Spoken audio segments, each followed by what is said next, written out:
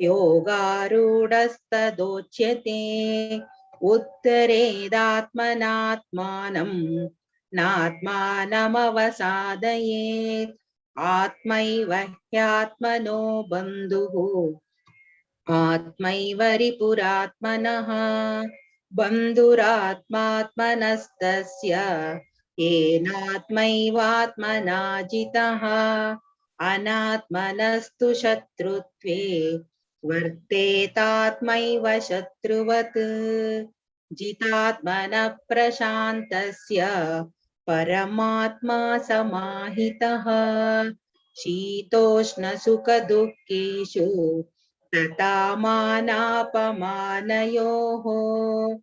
ज्ञानविज्ञानतृप्तात्मा कूटस्थो विजितेन्द्रियः युक्त इत्युच्यते योगी समलोष्टाश्मकाञ्चनः सुहृन्मित्रार्युदासीना मध्यस्थद्वेष्य बन्धुषु साधुष्वपि च पापेषु समबुद्धिर्विशिष्यते योगी युञ्जीत सततम् आत्मानं रहसि स्थितः एकाकीयत चित्तात्मा निराशीरपरिग्रहः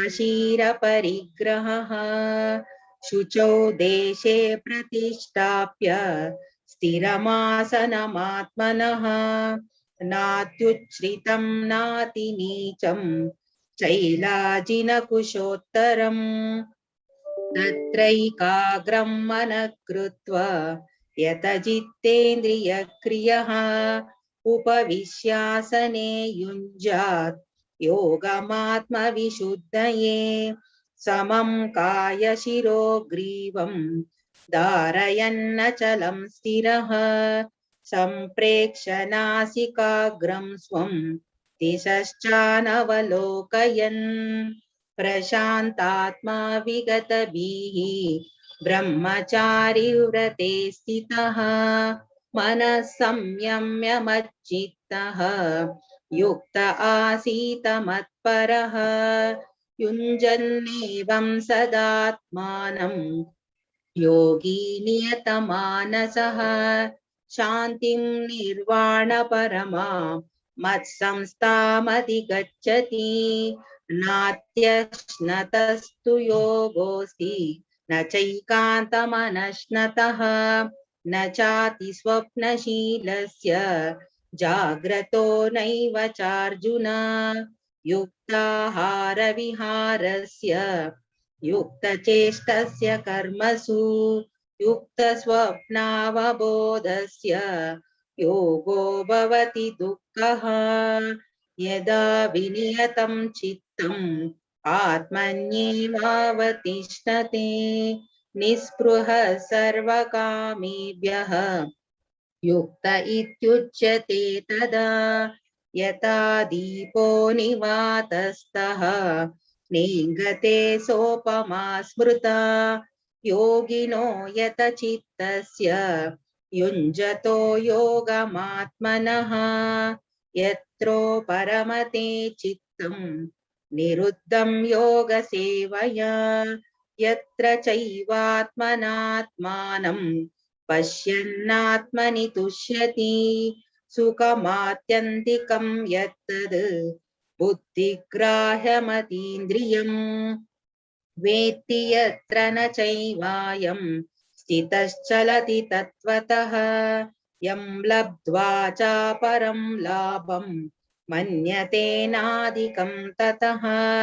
यस्मिन् स्थितो न दुःखेन गुरुणापि विचाल्यते तं विद्या दुःखसंयोग वियोगं योगसंज्ञितं स निश्चयेन योक्तव्यः योगो निर्विण्णचेतसा संकल्पप्रभवान् कामान् त्यक्त्वा सर्वान् शेषतः मनसैवेन्द्रियग्रामं विनियम्य समन्ततः शनैः शनैरुपरमेत् बुद्ध्याधृतिगृहीतया आत्मसंस्थं मनः कृत्वा न किञ्चिदपि चिन्तयेत् यतो यतो निश्चरति मनश्चञ्चलमस्थिरम् ततस्ततो नियम्यैतत् आत्मन्येव वशं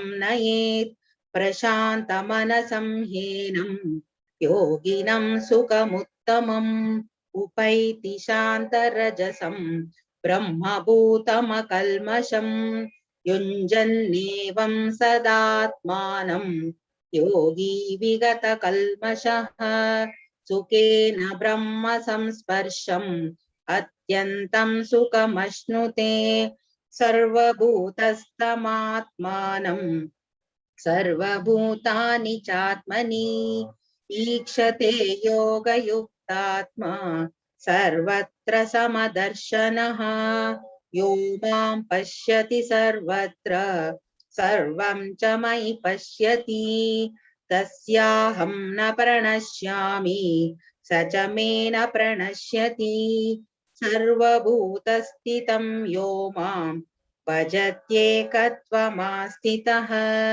सर्वथा वर्तमानोऽपि स योगी मयि वर्तते आत्मौपम्येन सर्वत्र समं पश्यति योऽर्जुन सुखं वा यदि वा दुःखं स योगी परमो मतः अर्जुन उवाच योऽयं योगस्त्वया प्रोक्तः साम्येन मधुसूदन एतस्याहं न पश्यामि चञ्चलत्वा स्थितं स्थिरां चञ्चलं हि मनः कृष्ण प्रमाति बलवदृढम् तस्याहं निग्रहं मन्ये वायोरिव सुदुष्करम् श्रीभगवानुवाच असंशयं महाबाहो मनो दुर्निग्रहं चलम्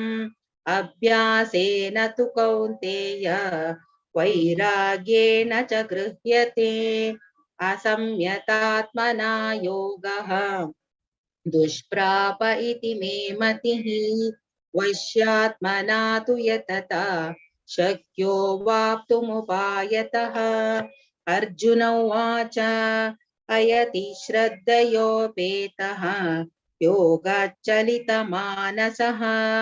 अप्राप्य योगसंसिद्धिं कां गतिं कृष्ण गच्छति कच्चिन्नो भयविभ्रष्टः छिन्नाभ्रविमत् अप्रतिष्ठो महाबाहो विमूढो ब्रह्मणपति एतन्मे संशयं कृष्ण चेतुमर्हस्य शेषतः त्वदन्यः संशयस्यास्य चेता न ह्युपपद्यते श्रीभगवानुवाच पार्थनैवेह नामुत्र विनाशस्तस्य विद्यते न हि कल्याणकृत् कश्चित् दुर्गतिं तात गच्छति प्राप्य पुण्यकृतां लोकान् उषित्वा शाश्वती समाः शुचीनां श्रीमतां गेहे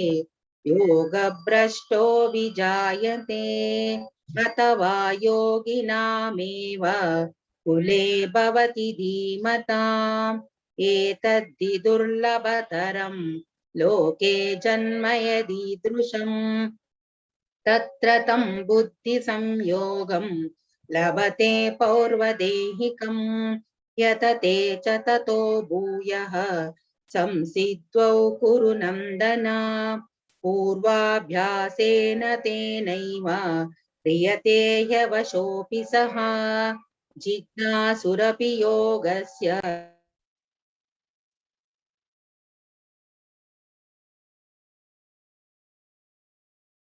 योगी संशुद्ध किल्बिषः अनेक जन्म संसिद्धः ततो यान्ति परां गतिं तपस्विभ्योऽधिको योगी ज्ञानिभ्योऽपि मतोऽधिकः कर्मिभ्यश्चाधिको योगी तस्माद् योगी भवार्जुन योगिनामपि सर्वेषां मद्गतेनान्तरात्मना श्रद्धावान् भजते यो मां समे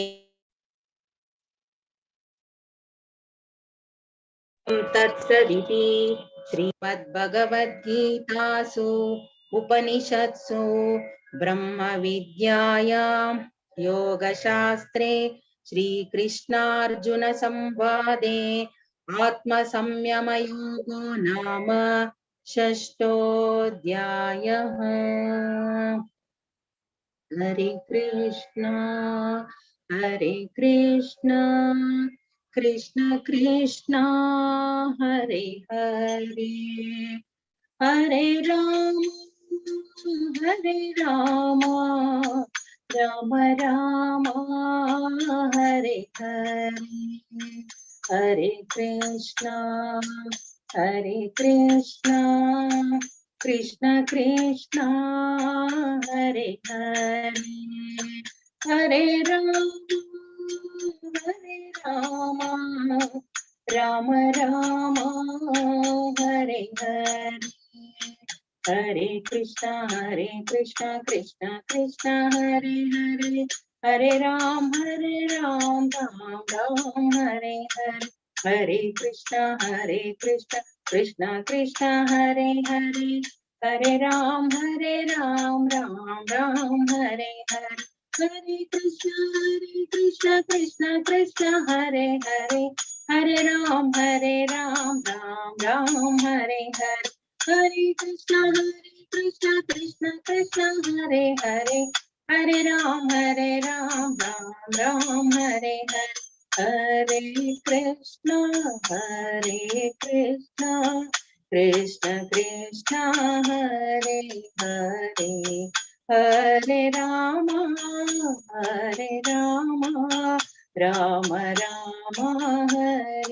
Hare Hare Krishna Krishna Krishna Hare Hare Hare Ram Ram Ram Hare Hare. Thank you. Krishna, Hare Krishna. So thank you, Mataji, for such nice chanting, and your voice is so nice, so sweet. So we pray at the lotus feet of Sri Sri Gandharvika Giridhari that they always empower you so that you can keep chanting the Bhagavad Gita shlokas and the Maha Mantra and perfect your life. I request everyone here to please chant Hare Krishna Maha Mantra, praying for Vani Mataji and her entire family. Hare Krishna, Krishna Krishna Hare Hare, Hare Rama, Rama Rama, Hare Hare. Thank you, Mataji. Hare Krishna. Thank you very much, everyone, for joining today. Today is a very auspicious day on the western side of India. That is Ekadashi. Yesterday was Ekadashi in the eastern side of India. So just the difference of Tithi during the sunrise makes a difference between the Ekadashis on both the sides. So today we are celebrating Ekadashi here in Karnataka, Maharashtra, and other places. So Ekadashi is called as Hari Vasara, the day which is exclusively given by Lord Sri Krishna to all of us, so that we can get closer to Him on this particular day. Today morning in the Bhagavatam class, I was sharing that our current situation is we are very low in our consciousness. When it comes to our qualification, very low qualification. But then our goal is very high. We have to attain Krishna. So we are very low, but the goal is very high. How to do that? Krishna being very merciful. Every month, twice he gives us this opportunity to get closer to him very fast. So these Ekadashis are very potent days. So anyone who fasts on this day and chant more rounds and keeps the consciousness proper, many sins of many lifetimes are just burnt into ashes. And today's Ekadashi's name is Papa Mochani Ekadashi. So all the Ekadashis are Papa Mochani, but this Ekadashi is specially called as Papa Mochani Ekadashi, where this Ekadashi is known for removing all the sins of people who are observing this Ekadashi. Even Chaitanya Mahaprabhu, when he was at his home with his mother, that is Sachi Mata, so he would tell his mother that on Ekadashi we shouldn't eat anything, and he would glorify Ekadashi. And by his glorification of Ekadashi, even his mother Sachi Mata started following Ekadashi. So if Supreme Personality of Godhead is recommending, then why not do it? So when it comes to our state, it's lots of contamination is there. So if you want to really get purified, we have to chant Mahamantra. We have to hear Srimad Bhagavatam Bhagavad Gita. We have to read Srimad Bhagavatam Bhagavad Gita. And at the same time, we have to observe Ekadashi. Some people might not be able to fast completely. So they can be on water, or the next level down is having fruits. The next level down is having milk. And the last level is having non-grain or non-pulses, non-grains and pulses prasadam. So many dishes are made with sama rice and sabudana, and many roots can be had like sweet potato, and all that. Bananas, the fruits, basically the fruits are there. Nuts are there, especially the peanuts which are there, the groundnuts. Those can be boiled and they can be had. So a lots of endeavor is made from the Lord's side to deliver all of us. Now it's up to us how much we utilize. That's very, very important. So we have to utilize this as much as possible. So all the ones who are fasting today, congratulations. Now, Lord will be very, very pleased, because anyone who takes one step closer to Krishna, Krishna is extremely pleased. It's like the baby has just started to walk. So the father is standing a bit far and the baby is there in front. And the baby is sitting and the father is like, chalo, chalo, chalo, get up, come here, come here. And the baby gets up. Never walked before. He gets up and then takes one step. And the father is so happy, my baby has started walking. And then even after taking one step, the baby falls down again. But still, the father is very happy. And the father will go immediately running and then he'll pick up the child. That's what exactly Krishna does. We all are neophytes, all of us. We all are somehow trying to crawl on our knees and palms. And as soon as Krishna sees that this person is taking one step closer to me, and as soon as he sees that, he's very happy, like any other father who sees the child walking for the first time. And as soon as he sees that, he knows very well that this person will not be able to continue for long. He comes running. So when we take one step, Krishna takes 100 steps. You know what is lacking? A lacking thing is from our side. We're not ready to take that one step also. We are like that adamant child who's sitting at one place and like, no, father, you come. No, I'm not going to come. But as devotees, we understand that yes, I have to take one step closer to Krishna. And when I take one step closer to Krishna, Krishna will come more and more closer to me. And yes, by that, I'll be able to attain Krishna this very lifetime. Or else forget it. It's very difficult. Okay, on this note, let us offer some prayers. And whatever doubts you were posting on Sunday, the other day I couldn't answer. So today you can post, and from anywhere, from any session or any general questions also we can discuss. And after that, we will chant one round of Mahamantra. Please repeat. Om Ajnanatimirandhasya Jnananjana Shalakaya Chakshuronmilitam Jena Tasmai Shri Gurave Namaha. Nama Om Vishnupadaya Krishna Pristhaya Bhutale Srimate Bhakti Vedanta Swaminiti Namine Namaste Saraswate Deve Gauravani Pracharine Nirvishesha Shunyavadi Paschatya Desha Tarine Jai Shri Krishna Chaitanya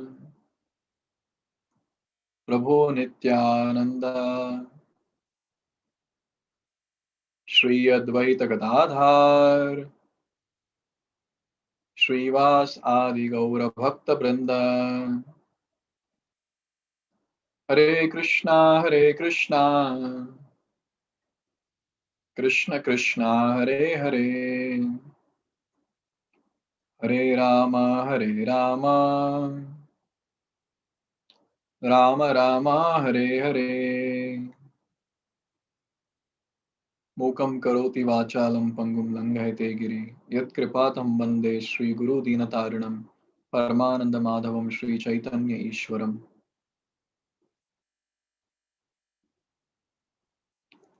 Okay, yes, you can post your questions. I'll try to answer them. Okay.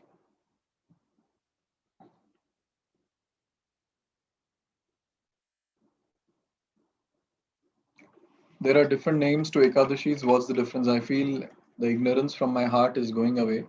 But after chanting hours again, we get into various activities. How can we manifest in those hours? As I feel, when previous day goes smooth, next day chanting is great. Okay.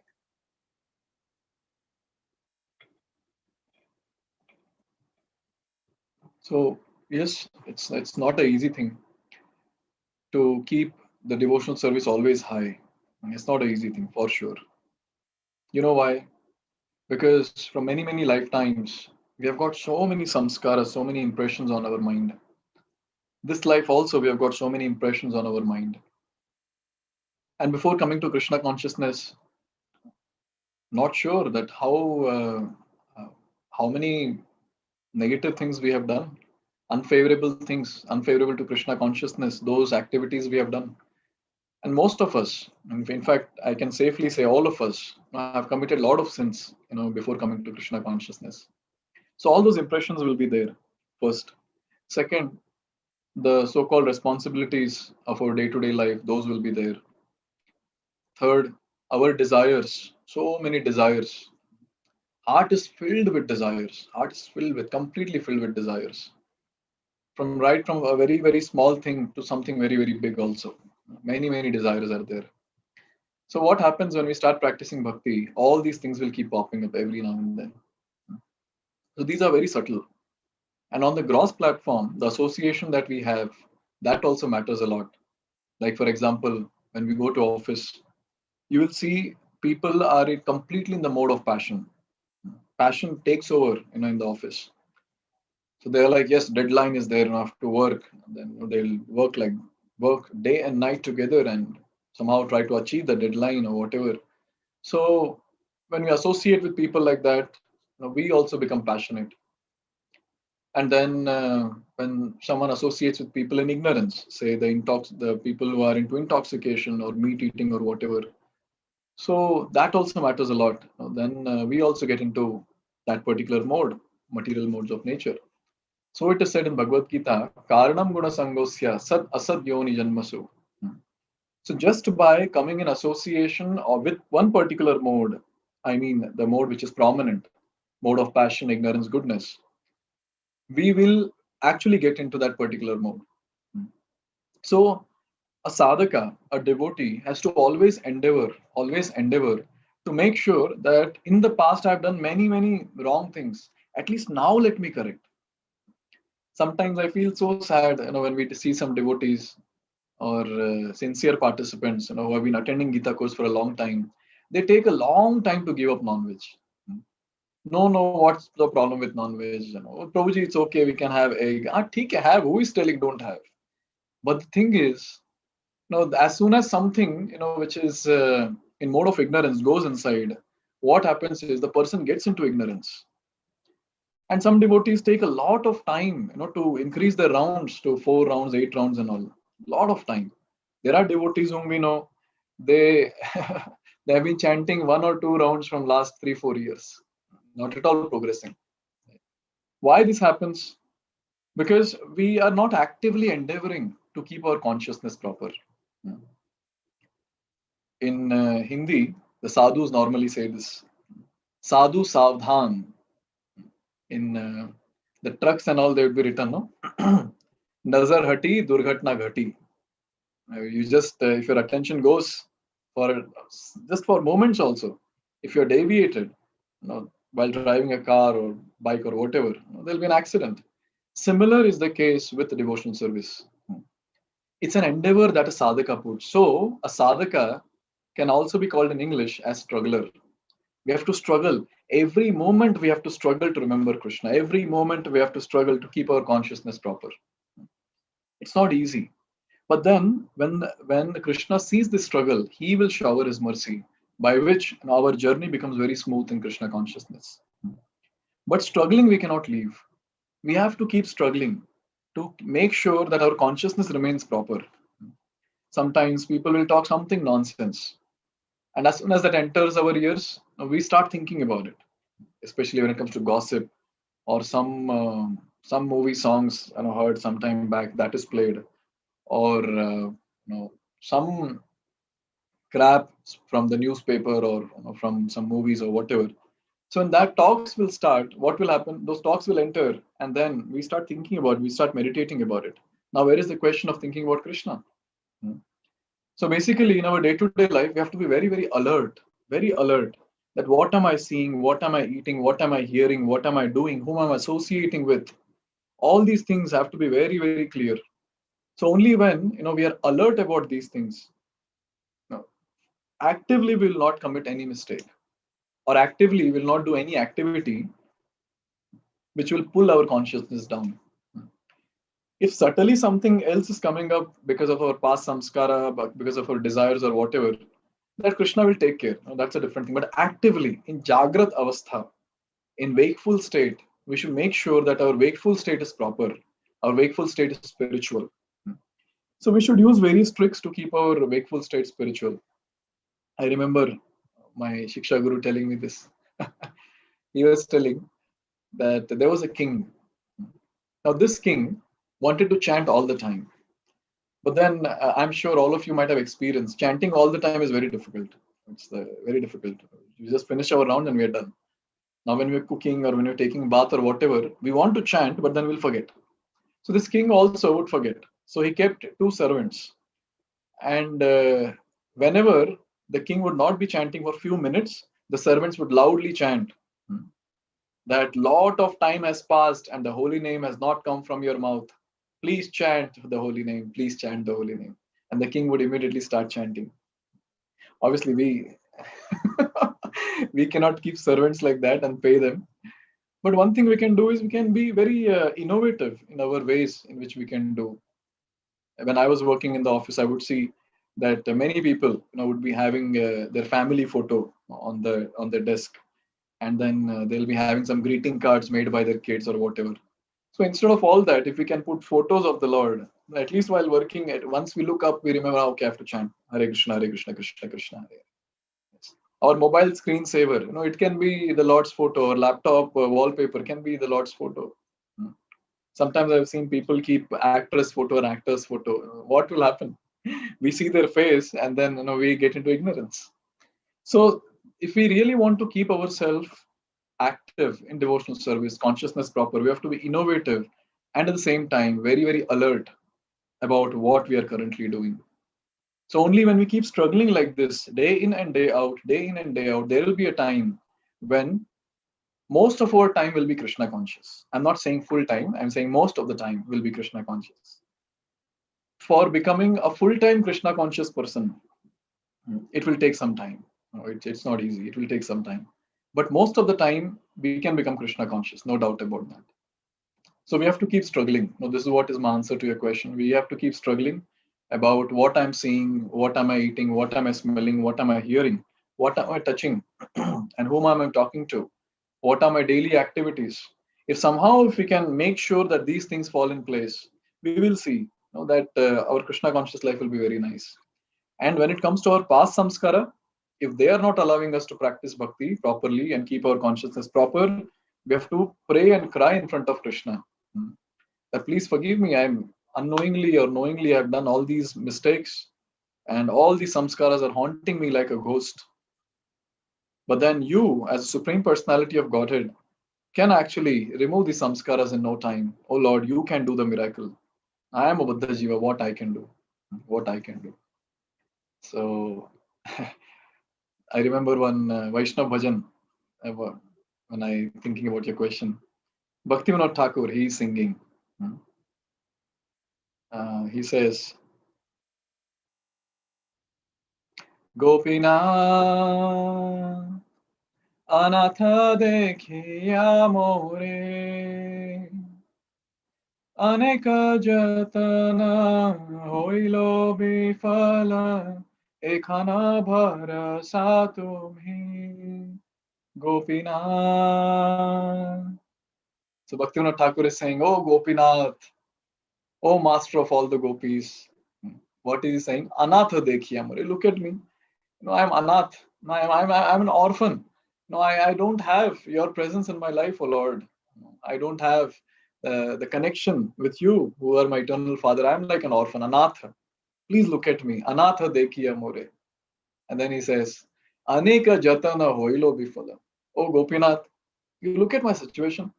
Now I've been struggling so much to keep my consciousness proper. I'm struggling with so much of endeavors. Aneka jatana. Many endeavors I have done to keep my consciousness proper. But oh Gopinath, look at my situation. Nothing is working. And then he writes that line, very nice line. He says, Ekhana bharosa to me. Now you're my only hope, O Gopinath. You are my only hope. Please help me, O Gopinath. Please help me. See, when we keep endeavoring and when we realize that we are not able to do it by ourselves, then we'll surrender to Krishna. And that is the best state that a devotee can get into.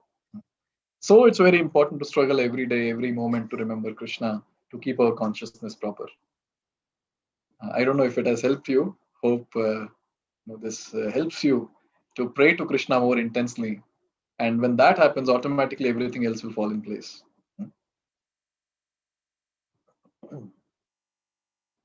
Jai, there are 3 questions. Vinut Mataji, what is the time during rebirth after natural death and unnatural death? So I am a person who does not get into technicalities of all this, but then I vaguely remember hearing from my superiors some few days. I don't remember the number. Some few days, if I'm not wrong. So where the devotee or that soul goes through various tests and various things are there, which he has to pass. If suppose he's a materialist, then he'll be presented in front of Yamaraj. Before that, if suppose he's a sinful person, he'll be pulled towards hell, and the distance from this place to the hellish planets is really far. So he's pulled towards that. So it will take good number of days, and then after that, in front of Yamaraj, there'll be the judgment that will happen, and based on that, he'll be given a body either in hell or in heaven or on this planet. So few days. There's a number for it. No, I don't remember that. In Braj, tomato and carrot and other red vegetables are not offered to Krishna, it seems, because of color, they consider it as tamas. No, I've gone to Braj so many times and I've eaten that. They offer it to Krishna. Almost every year I go, so I don't see that. And red color will not come in tamas, that will come in rajas. So, but then I don't think in Braj, this is made because wherever we have gone for having prasadam, I remember having these items because these are vegetables and these come under sattvic category. Tamasic are basically the onion and garlic. That is tamasic, and mushrooms. These 3 are tamasic. Not able to view this session on TV. Why?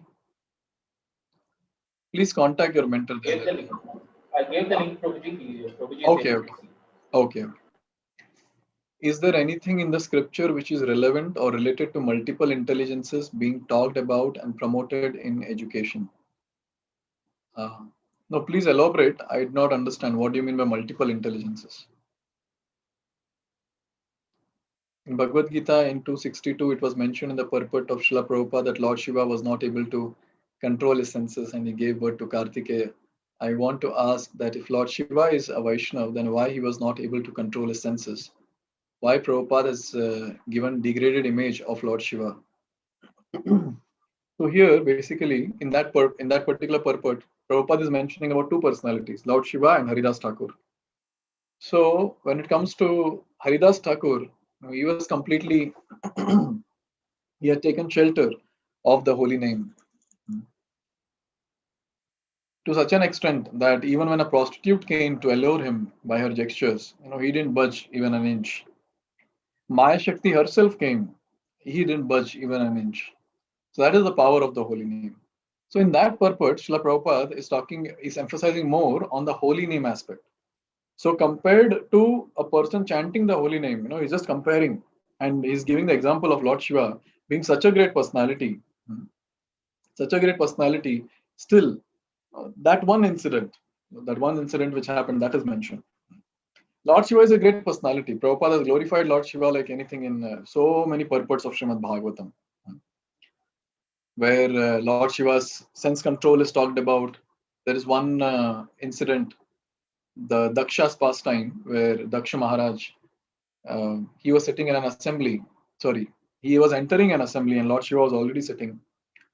So everyone in the assembly got up except Lord Shiva. Then Daksha, who is supposed to be the father-in-law of Lord Shiva, he became very angry that he being my son-in-law, how is he not getting up? And things like that. And he started cursing Lord Shiva. And at that time, Lord Shiva left that place without speaking a word. So there Prabhupada glorifies the Lord Shiva, saying how much sense control he has. And not even once he got angry on this. So like that, many shlokas are there in Srimad Bhagavatam where Lord Shiva is glorified. But here the purpose is different. The purpose is setting the chanting of the holy names in the higher realm. That's what Prabhupada has done in the purport. See, when we're reading the purport, we have to also understand the context. Now, that is very important. So what is actually spoken? So there in 262, it is spoken about what was that? I'm not remembering the shlok, not getting the first word. Anyways, so it's talked about how we get lusty and how we become angry and so on and so forth. So when that is spoken, so Prabhupada is giving the heights of even Lord Shiva can actually get into this. But then a devotee who is chanting the holy names of the Lord, he will be able to control his senses in the age of Kali Yuga. So that's how that entire purport is. So we need not get confused and we need not think that Prabhupada is degrading Lord Shiva's image.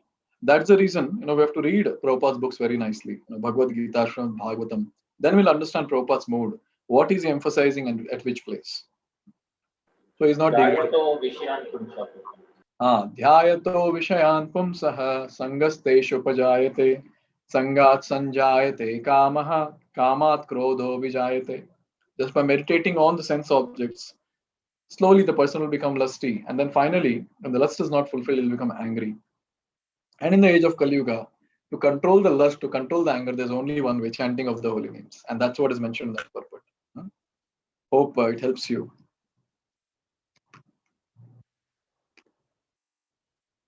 I'm very happy that I'm coming on TV also. In session on Amalaki Ekadasi, example of Haridas Thakur was given. Please give his introduction, Buji. Also in Prabhupada Vani, it was said we should worship Chaitanya Mahaprabhu and not directly Krishna. Why so? And then, why are we worshipping Krishna? Okay, let me speak about Haridas Thakur. So if we speak about Haridas Thakur, the entire session will go into that. I'll just speak the superficial stuff. So Haridas Thakur is the incarnation of Lord Brahma, and he took birth in a Mohammedan family.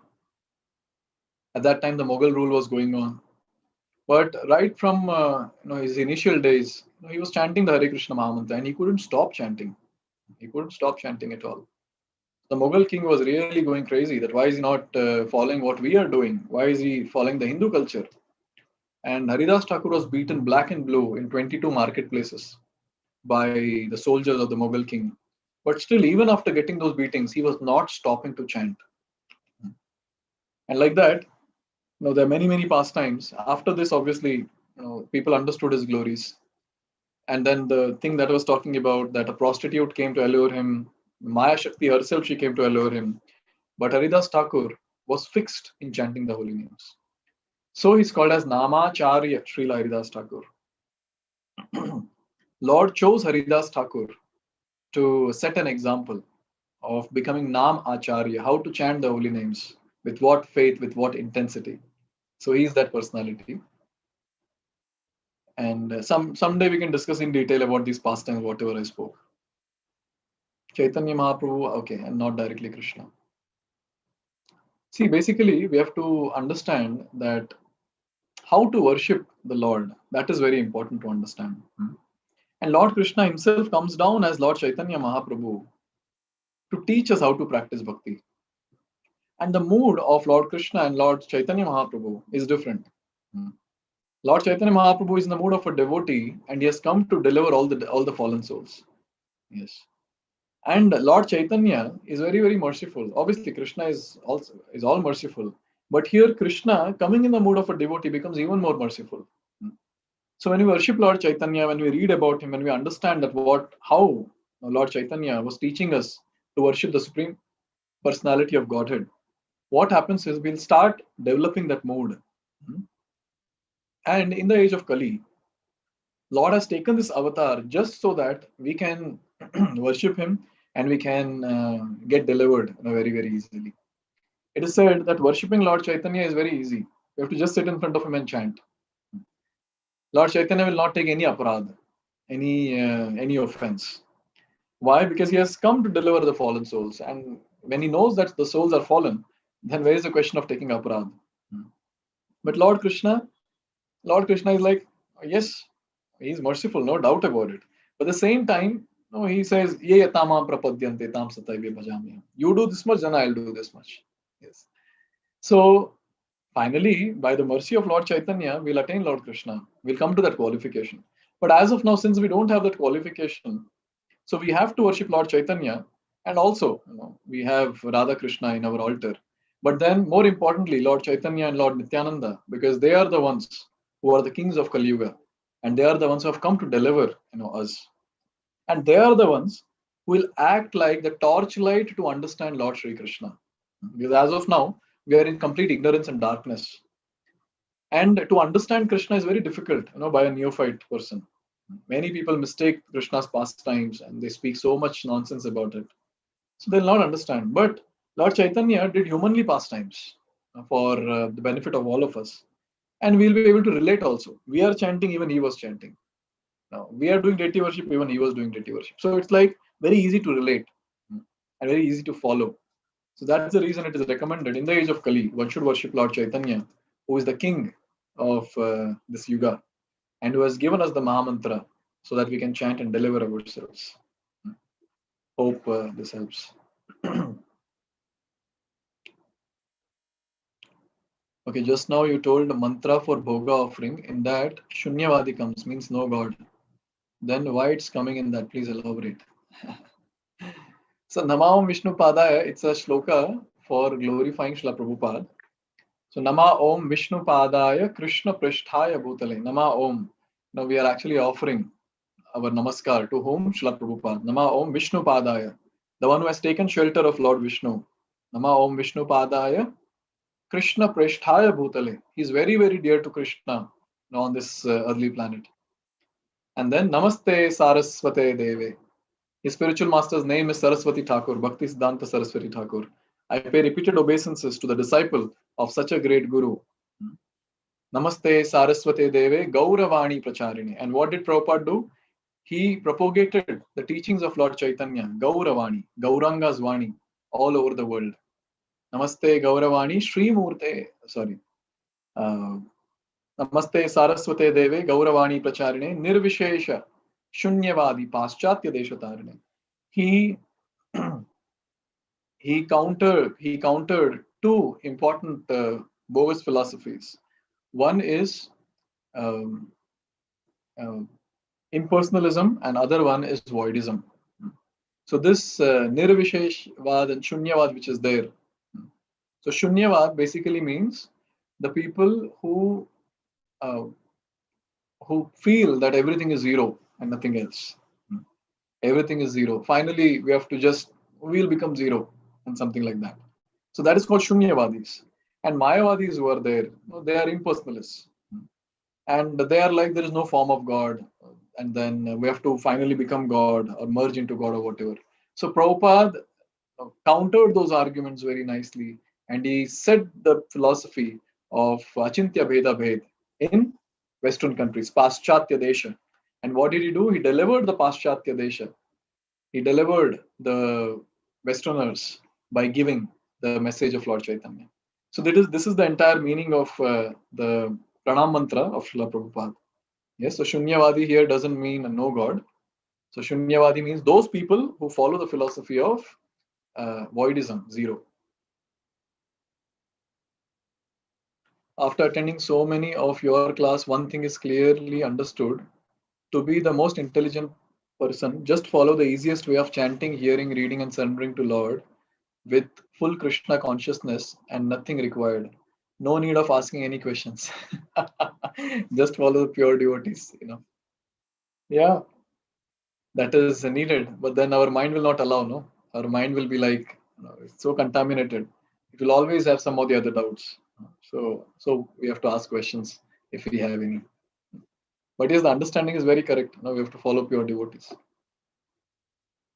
While material creation was done, were we all humans? If yes, who were trees, plants, animals? If the trees, plants, animals were individual souls, why didn't they get their first life as humans? So Brahma was the one who created the different bodies. In which canto is that? I guess second canto Srimad Bhagavatam talks about creation, and in that all these things will come. That how he created the four Kumaras first, and then the Rudra, he manifested from the forehead. And after that, he created various Prajapatis, and how the moving and non-moving living entities, they were created, and so on and so forth. So here, when it comes to the trees and plants and animals and etc., we cannot go back and trace the living entity when first it came to this earthly planet. We cannot trace that, and it's very very clear, in the purports of Srila Prabhupada, where he writes, somehow or the other we have come to this material world. So we cannot trace back, it's time immemorial. But then this trees and plants which we are talking about is obviously based on the past karma. So whatever lifetimes they had, the people who want to be naked all the time or half naked or whatever clothes they wear, such people get the species of trees and plants. And similarly other things will follow. Yes. So basically we cannot ask this question because we will not be able to understand now. This is what our acharyas have told, that what happened in the first time when the living entity got a body, which body the living entity got. So this particular question is a $1 million question, which even many senior devotees are not willing to answer. Yes. But one thing is very clear: when we perfect our life, when we attain Krishna, these all things will be answered. But you know what? When we perfect our life and attain Krishna, we will not be interested to ask this question. Now, since we have not attained Krishna and our mind is distracting, the mind will go, what happened at that time? What happened at that time? So on and so forth. One answer which I have heard from my superiors is, when someone gets malaria, the person will not go behind mosquitoes. No, which mosquito bit me? You. He'll just take the medicine.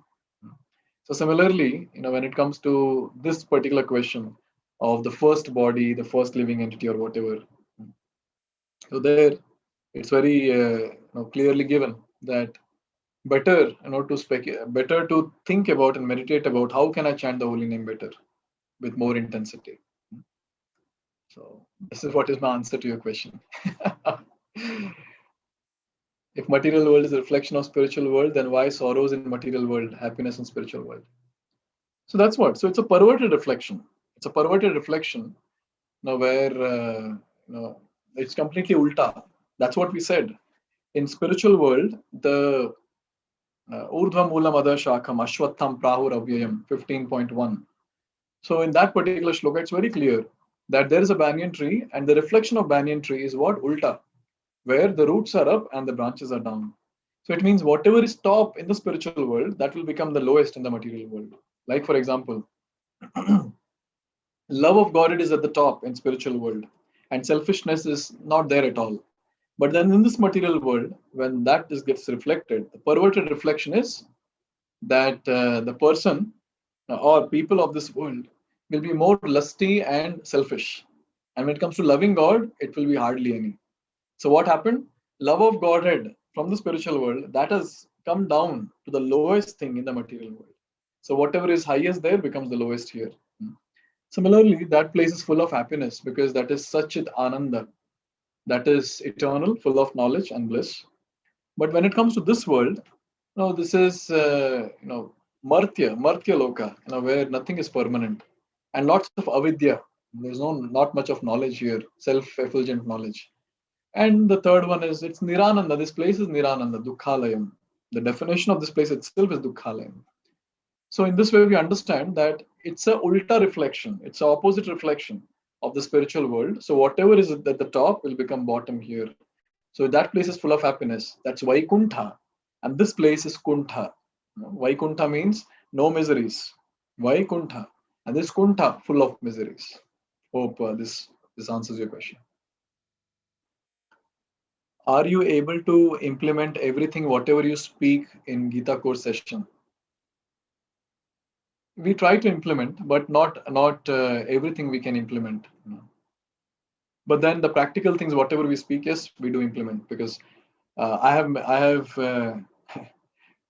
what you can say. I've taken a vow, or some vow is not the right word. I've decided for myself that I'll speak what I've realized, because there's no point of speaking high funda which we have not implemented. So most of the things that we speak in Gita course, sometimes it will not be there in the slide also. So it's from our experience and observation and our own endeavor in implementing those instructions. But then yes, since we are not perfected beings, we are still struggling, we are still contaminated, we have not yet attained Krishna. So following entire thing that is given in Shastras, given in Bhagavad Gita, is a bit difficult. But then yes, we have full confidence. With time, it will happen. After coming into Krishna Bhakti, also still we behave the same for some old problems repeats in our life.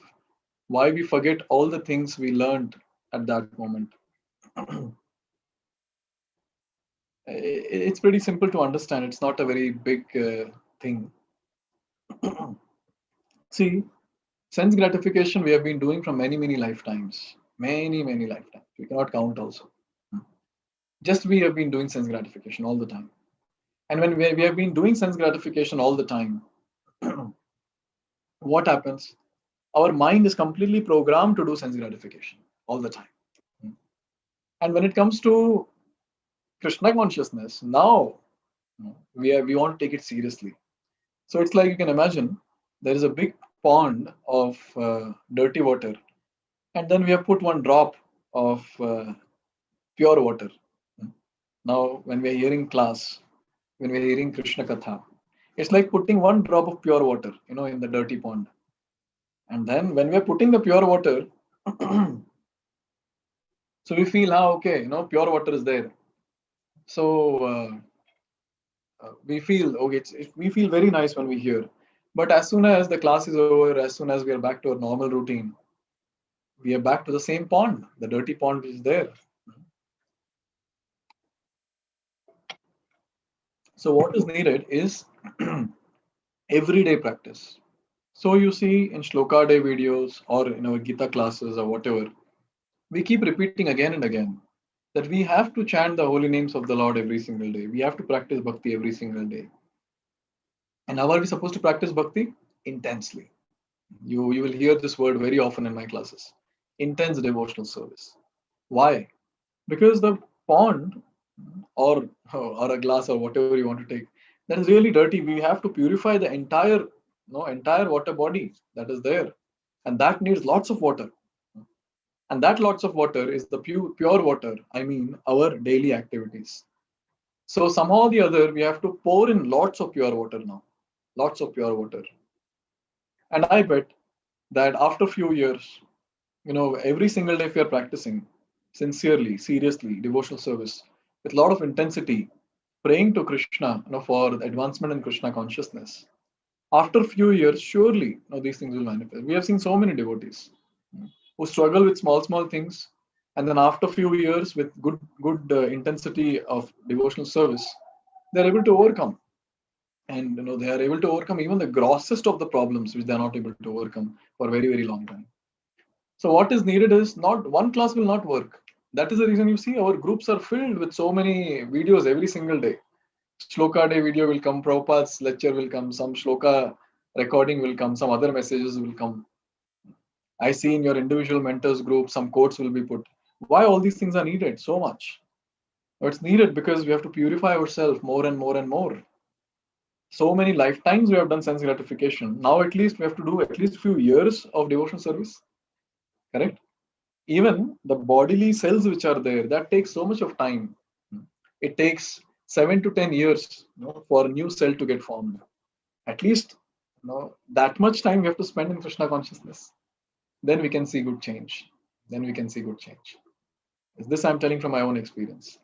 And then we'll see that our heart is getting transformed. At least we'll get to know that, where am I going wrong? And at least we'll get to know that what should I do now? And then with time, by the mercy of Guru Gauranga, the heart will get transformed completely. That's the power of bhakti. If Lord Shiva is topmost Vaishnav, why he applies different tilak? What is the meaning of it? He's a topmost Vaishnav, and he puts the bhasma on his head.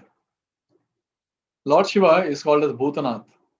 He gives shelter to ghosts and goblins. He gives shelter to all the people who are in mode of ignorance. So the bhasma that he puts on his entire body is basically the ashes from the dead bodies, from the crematorium. I guess in Ujjain or somewhere there's a temple where every day fresh bhasma is got, or fresh ash is got, from the freshly burnt dead bodies, and that is applied on Lord Shiva. So that actually represents that how much simple and how much compassionate Lord Shiva is, that he's ready to give shelter, to various people in the mode of ignorance.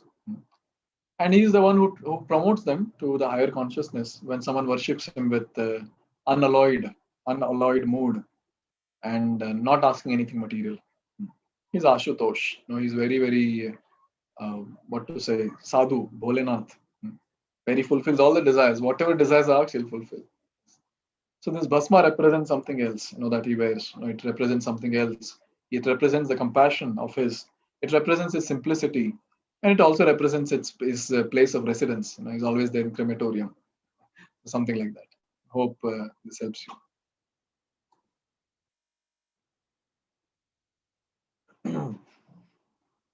Whole Bhagavad Gita focuses on controlling senses, but aren't we designed in a way that senses would automatically go towards the thoughts that are not pure or faulty? How to control the senses?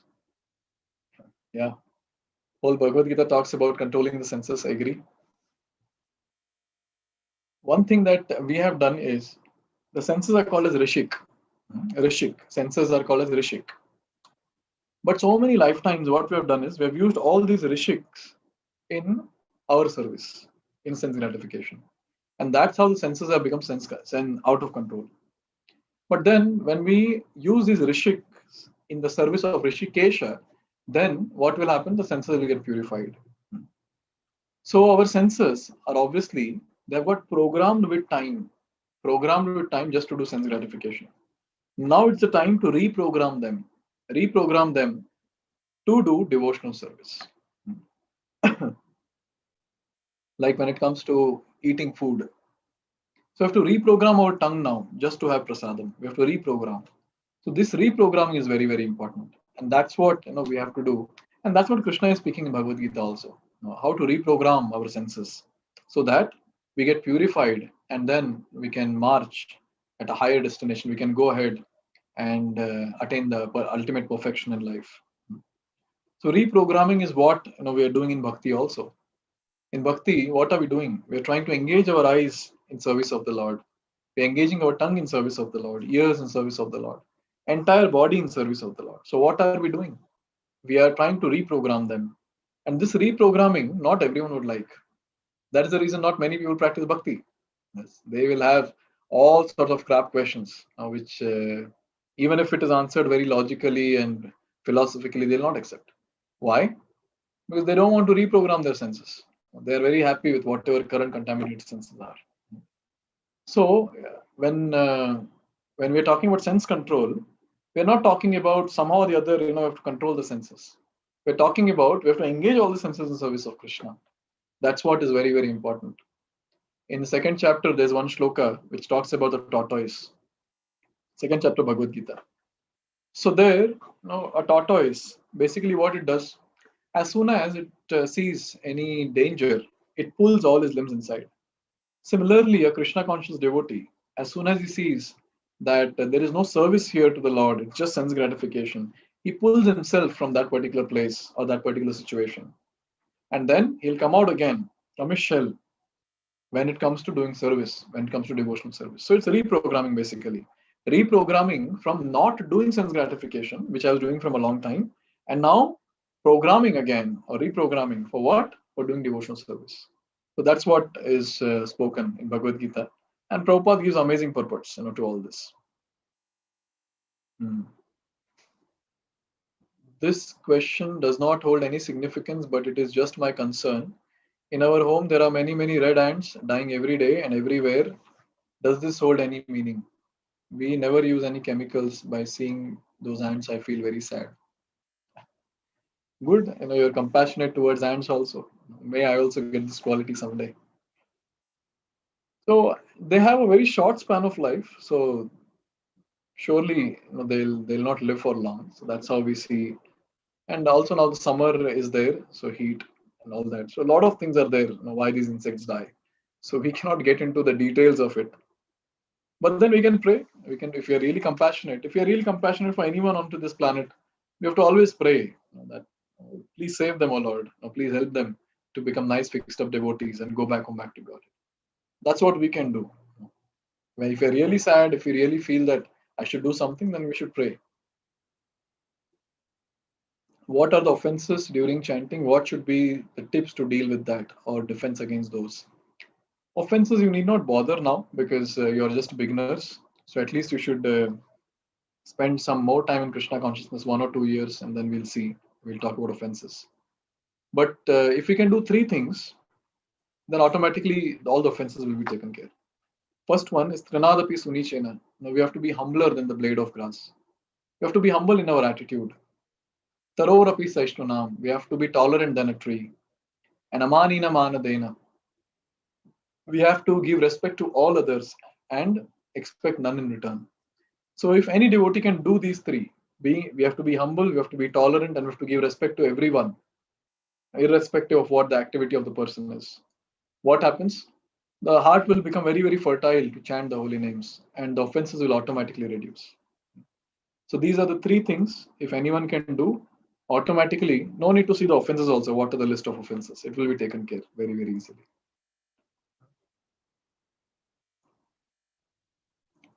It is said we should not cry in front of Krishna, but being in the material world, we have some unhappiness and don't want to share it with people, but only Krishna, not asking for solution, but just to lighten ourselves. So why is it wrong till we reach the higher spiritual level? So crying in front of Krishna for material things, that's what is not recommended. We have to cry in front of Krishna. All of us have to cry in front of Krishna. Or telling that this is what is my situation, but I want to come back to your Lord. With that mood, we have to cry. If that is the mood, then no problem, we can cry. But then, going to Krishna and crying for some crap, oh, this happened, oh, that happened. So what is happening is, Krishna is there in front of us, but then in front of him, we are giving importance to so many other things. But he is the supreme personality of Godhead, and he has to be given importance. Right? So it's an offense that we go in front of Krishna and try to focus on something else. Like for example, Sutak. So during Sutak, when someone dies, so depending on Brahmana, Kshatriya, Vaishya, Shudra, there are days which are observed. Minimum is 13 days, 10 to 13 days, that the person cannot go to the temple, cannot worship, do archana, vidhi. Why? Because at that time, we are completely absorbed in thinking about the person who has died. instead of thinking about Krishna. So when we go in front of Krishna, we have to think about Krishna. That is very, very important. But if you're crying for something, oh, that person did this person did that, and when will I get my salary? When will I get my bonus and promotion? That's all nonsense. Because we are in front of Krishna. Why don't we cry saying, I'm stuck in this material world, oh Lord. I want to attain you. When will I attain you? Look at my fallen state. I'm so contaminated. And then when the tears flow, then that will be useful. Now you are saying that to lighten, when we cry to lighten ourselves, but then when we cry for Krishna, to attain Krishna, we actually enlighten ourselves at that particular moment. So when we go in front of Krishna, we have to be very selfish that I want to attain you, O Lord. We have to be very, very possessive that I want to attain you, O Lord. With that mood, we have to cry. So whenever we go in front of Krishna and when Krishna is not the focus, that will lead to an offense. Now, that's what is given in our Vedic scriptures. Like even when it comes to wearing clothes, when we wear very, very opulent clothes and we go to the temple, everyone else is looking at us instead of looking at Krishna. So that's the reason we see in ISKCON we wear white and white. Everyone is in white and white. So what happens? Only Krishna is there beautifully decorated with all ornaments and everyone is white and white. So everyone's focus will be on Krishna. So we have to focus on Krishna. When we don't focus on Krishna, that's an offense. So this particular thing is called as an offense. If we cry and shift our focus to something material. Hope this helps you. Yes, Deepanku, Mahakal temple, yes. What is the difference between sin and offense? So sin is basically something which is prohibited in the scriptures, like meat eating, intoxication, gambling, illicit sex. So these are sinful. But offense is like considering something spiritual to be material. That is an offense. Like, for example, considering a spiritual master not to be an ordinary person, considering Ganga not to be an ordinary, some water body, or considering Shaligram Shilas to be ordinary stone, considering the deity of the Lord to be ordinary wood, stone, paint, or whatever. So considering something spiritual to be material, that is an offense. That's an offense. And when it comes to sin, so it's just a gross sin that we perform. Uh, whatever in this world, in normal day-to-day life, also when people call something as sin, that is what is sin all about. Yes, and specifically the four things which I mentioned: meat eating, gambling, illicit sex, and intoxication. So this is sin and the offense. Hope this helps you to understand. Okay, so all questions are done. So I would like to speak maybe few things about devotional service, and then we'll start chanting. When it comes to all the questions that you people post are really very nice and very deep. This shows that we are already contemplating on how to become more serious in bhakti. Right? At times we are not convinced, with some philosophical aspect, and we become very disturbed by that. And when we get the answer to the same, we become pretty peaceful. So one thing that we have to do in spiritual life is initially, we have to keep examining, we have to keep cross-checking, we have to keep verifying. But once we get faith, we should stop doing that. Once we get complete faith that yes, what I'm doing is correct, then we should have complete faith, and then just follow whatever is told. Just follow, because I know few people, a few devotees we have met. Full life they keep contemplating on maybe this is not correct, maybe that is not correct. So what happens is the worm, the worm of doubt that keeps eating our existence. I will not be able to progress much in Krishna consciousness. So one thing that we have to do is, once we get faith in Krishna consciousness in the process of bhakti, we have to just take it up very, very seriously and just follow. Instead of again thinking, maybe that those people what they're doing that is correct. Maybe these people are doing these activities, these are correct.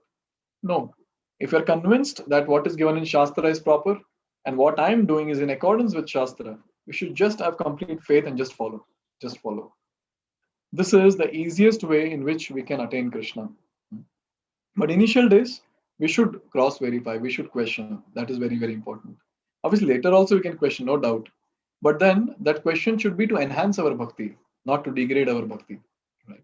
So in this way, when we practice bhakti, with faith and devotion, progressing becomes very, very easy. Progressing on the path of devotional service becomes very, very easy. Or else, it will be very difficult. Very difficult. That is the reason right from day one we have been talking about guidance. Take guidance, take guidance. Right.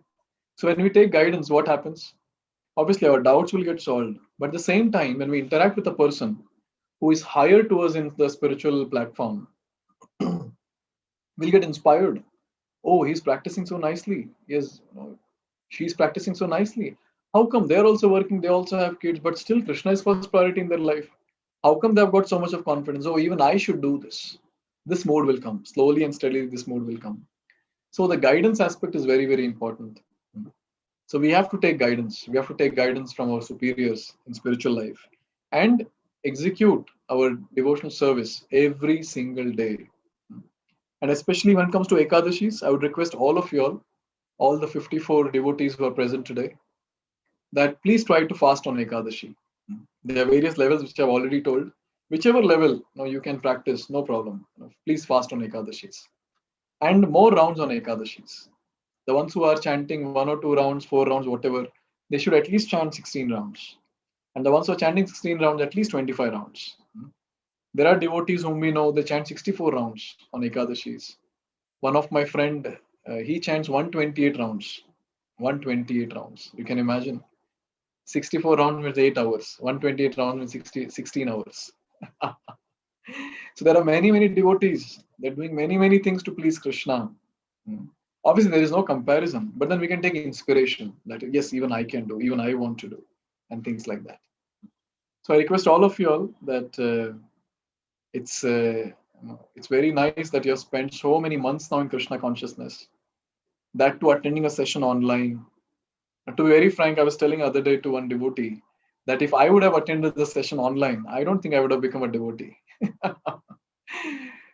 I was having a good association, so I became a devotee, physical association. But you people are having online association, literally far distance association.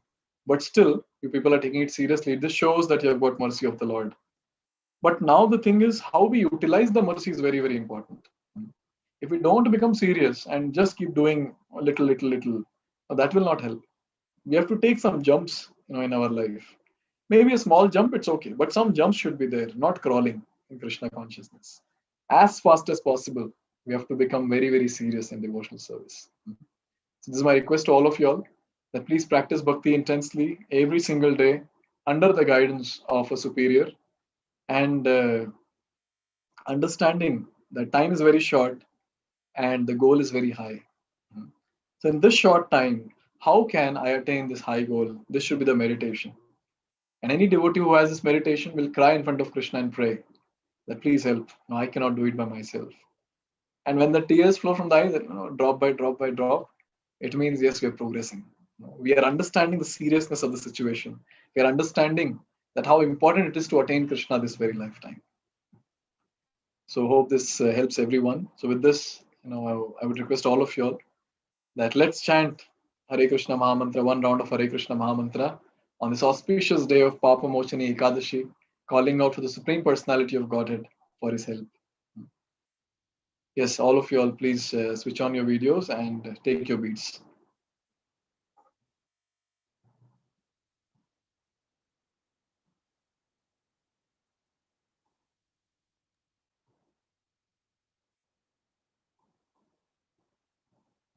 Okay.